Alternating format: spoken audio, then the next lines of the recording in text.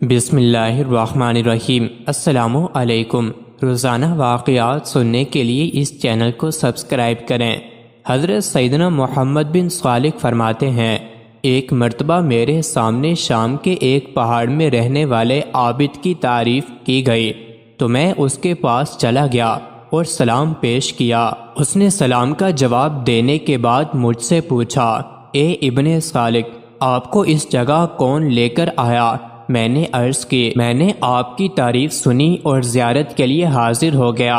یہ سن کر اس عابد نے کہا، آپ کو میرے متعلق بتانے والے نے دھوکہ دیا ہے، میں تو اپنے نفس کو غیر خدا میں معلق سمجھتا ہوں۔ اے ابن صالح، عقل مند تو وہ ہے جو ہلاکت سے پہلے خلاصی پانے اور نجات حاصل کرنے کی کوشش کرے۔ جب میں نے اس کا کلام سنا تو بے اختیار رو پڑا۔ جب میں نے واپسی کا ارادہ کیا تو پوچھا، آپ کی کوئی حاجت ہو تو فرمائیے۔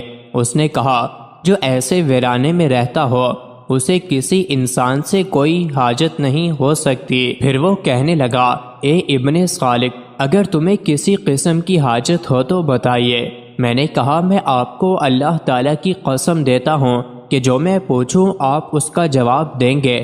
آپ کو دنیا و آخرت کی کون سی چیز پسند ہے؟ تو اس نے روتے ہوئے کہا، اگر آپ اللہ تعالیٰ کی قسم نہ دیتے تو میں کبھی بھی نہ بتاتا۔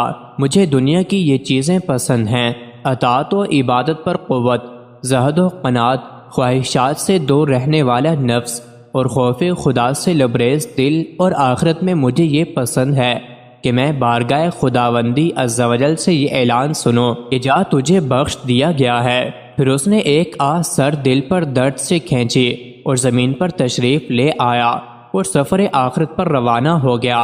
مجھے اس کے حال اور معاملے سے بڑی حیرت ہوئی اور میں نے اس کو غسل و کفن دینے کا ارادہ کیا تو اپنے پیچھے سے ہاتف غیبی کی آواز سنی، اے ابن صالح، فکر نہ کر، کیونکہ اس کا معاملہ تیرے سپرد نہیں۔ پھر اس کا جسم میری نگاہوں سے اوجھل ہو گیا اور اس کو غسل دیے جانے کی آواز سنائی دی، لیکن کوئی دکھائی نہ دیا، اور میں نے کسی کہنے والے کو یہ کہتے سنا، اے اللہ تعالیٰ کے دوست، تجھے مبارک ہو، قیامت کے دن تجھے خوف سے امن عطا کر دیا گیا ہے۔ حضرت شیخ سعدی رحمۃ اللہ علیہ بیان کرتے ہیں کہ ایک نوجوان بے حد حسین و جمیل تھا اور اس کے ساتھ ساتھ وہ نیک اتوار کا بھی مالک تھا۔ وہ نوجوان علم کی دولت سے بھی مالا مال تھا اور جس موضوع پر بھی گفتگو کرتا لوگ اس کی جانب متوجہ ہو جاتے اور نہایت انہماک سے اسے سنتے تھے۔ اس کے فیصلوں کی قدر کی جاتی تھی اور وہ ایسا روشن چراغ تھا جس کے سامنے کسی دوسرے چراغ کی روشنی مانند تھی۔ ان تمام خوبیوں کے باوجود اس میں ایک عیب یہ تھا کہ وہ الفاظ کو ان کے صحیح تلفظ کے ساتھ ادا کرنے کی قدرت نہ رکھتا تھا۔ ایک روز ایک بزرگ کی محفل میں اس نوجوان کا ذکر ہوا تو میں حضرت شیخ سعدی نے اس نوجوان کی اس کمزوری کا ذکر کیا اور پھر اپنی رائے دیتے ہوئے کہا کہ میرے نزدیک اس کی گفتگو میں نقص اس لیے بھی ہے کہ اس کے سامنے کے دانت صحیح نہیں ہیں۔ میری بات سننے کے بعد وہ بزرگ ناراض ہوتے ہوئے بولے کہ مجھے حیرانگی ہوتی ہے کہ اتنی خوبیاں دیکھنے کے بعد بھی تم اس نوجوان کے ایک معمولی عیب پر نظر رکھتے ہو۔ کیا یہ افسوس کا مقام نہیں کہ طاؤس کو دیکھنے والے کی نظر اس کے بدذیب پیروں پر ہی مرکوز رہے؟ بہتر تو یہ ہے کہ انسان ہنر اور خوبیاں دوسروں کی ذات میں تلاش کرے اور عیب اپنی ذات کے دیکھے۔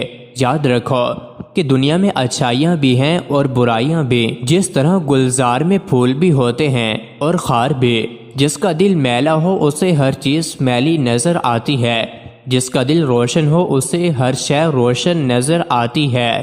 مزید ایسی ہی ویڈیوز کے لیے چینل کو ضرور سبسکرائب کریں۔